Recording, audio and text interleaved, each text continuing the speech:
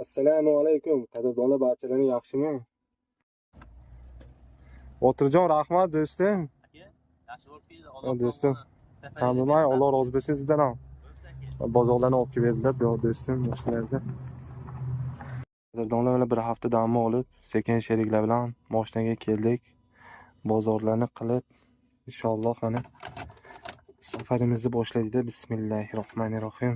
Mashina yondirishni boshladik inshaalloh.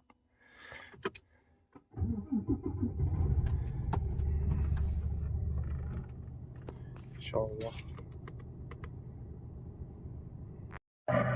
Azamcın aka kanal demek ki? Kanalda. Böyle aka.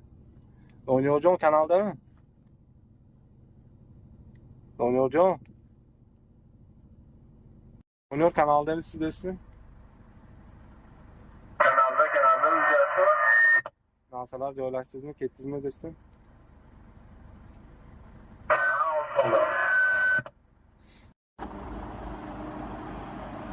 Qadrdonlar mana doğuda bilasizlar inshaalloh yo'lga chiqyapmiz.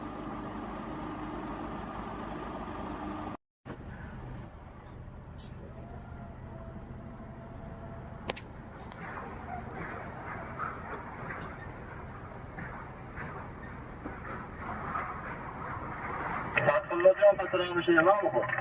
Böyle 60 ton arasında benim telefon bir